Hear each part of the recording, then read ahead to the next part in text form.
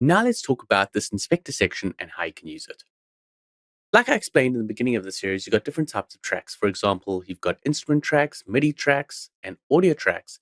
And depending on what track you've got selected, you'll see different items and properties here. So over here, I'm currently looking at the track properties. And I can click over here to reveal the clip properties. So this is a clip, and this clip resides on a track. Now let's start off with the clip properties and then move over onto the track properties. Another thing to point out is if you click on each view, it minimizes it to reveal some other parameters over here. So I click it, I'm seeing the clip properties. I click it again, it hides it, and I can see the other items on this channel. So with the clip properties, you see details pertaining to the clip. For example, the clip name, I could go in and change this. Maybe I want to label this piano, changes it on the clip as well. You've got the clip's timing, its start, its length. You can set the time base. So either it can be the musical time base or absolute time.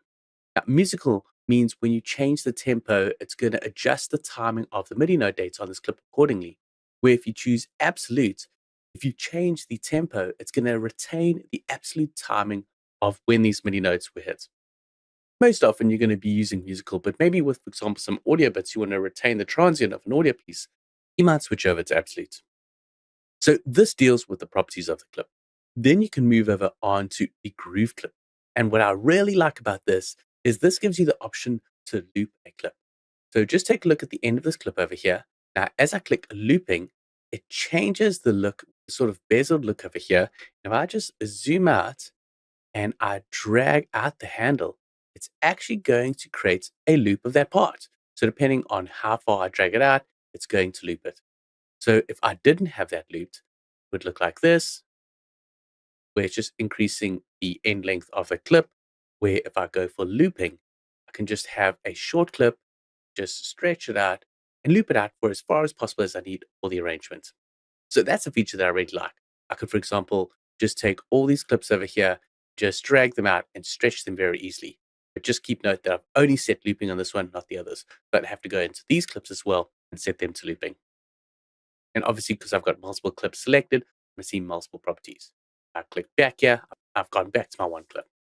And over here, you can add MIDI clips that affect just that clip. Now, I'm going to move over onto the track inspector now, so you can see the difference between the track inspector and the clip inspector. So over here on the track, this is now dealing with details that pertain to this track. But I don't have this track selected. As you can see, I've got the guitar track selected. So even though I had this clip selected, this track is selected. So just bear in mind which track you've got selected and what you can do with it. For example, if I jump back up here and click on the piano track, now I'm going to see the piano track. Now I'm going to see the piano track properties. For example, maybe I want to change the color of this track. I can click here, that's changing it to a red color for the track. Likewise, if I click on the clip, I can go there and change the color of the clip. So maybe I want that to be blue. Jumping back to the track inspector. So with this is dealing with the track properties for a MIDI track. If I just click over here to just minimize that view, taking a look at the track over here, I've got the input gain staging, so I can change the gain that's going into this track. After this is the Pro channel that I will get into in some more detail. Here you can add effects for the track, so I could go in here and add a delay or chorus or those type of effects that I want to add to process the track. There's a send section if you want to create some sends. So for example, maybe I want to send this track to a reverb send. I can apply a bit of that reverb to this track. Then you move over onto the fader section here and parameters that deal with this. So first off, I can choose the track to be mono or stereo. I can change the polarity. This deals with automation. So reading the automation data on the track, writing automation to the track. I will get into automation in a later video. You can mute the track, solo the track, record on the track like you've seen, and then enable the input monitor with this input echo. Then over here, you have a pan part.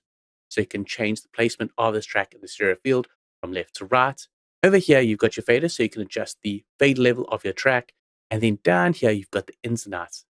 Seeing that as this is an instrument track, the input is going to be the input from my MIDI keyboard. And then the output is going to be where it's routed to. So this is routed out to the master bus. And the master bus can be seen here in this right track here. in the inspector. And because I'm dealing with the instrument track, on the right pane over here, I've got an audio tab and a MIDI tab. And MIDI deals with processing that can be applied to the MIDI. For example, maybe I want to snap the notes that are being played to a particular scale. I can do input quantize, which means when I'm recording in MIDI note data live, I can force it to snap to a grid value. Then I can also enable the arpeggiator. So for example, if I solo this piano, play it back, then add the arpeggiator, there, the arpeggiation is going to kick in with the next few notes, and I can jump for different presets or change the quantize value and change the range. So maybe I want 16 notes going up 2 octaves. And then I can also mix in how much of that arpeggiation I want to mix in with the MIDI note data with the process signal and the dry signal. So that is the difference between the audio output over here and the MIDI output. So with the MIDI output, you can use some MIDI processing on the MIDI clip, where with the audio output, this is where the audio is being routed to. And like I said, the audio is being routed out to the master output. And you've got some slightly different dials here. You've got your gain and you've got a pan. So you can change the pan on the bus that it's going to. So that's just giving you a brief overview on the differences between the different types of inspectors and how you can use them within your projects. This section can be really handy when you dive deep into it and you want to do some changes. For example, like how I showed you, how you could go to the clip inspector here, go over to grooves and loop the track. Or if you want to take this track, go into the track inspector. Maybe you don't want to see that anymore, go over to the MIDI tab and then add some MIDI effects onto this track. So now that you know how the inspector works, let's move over onto some other things.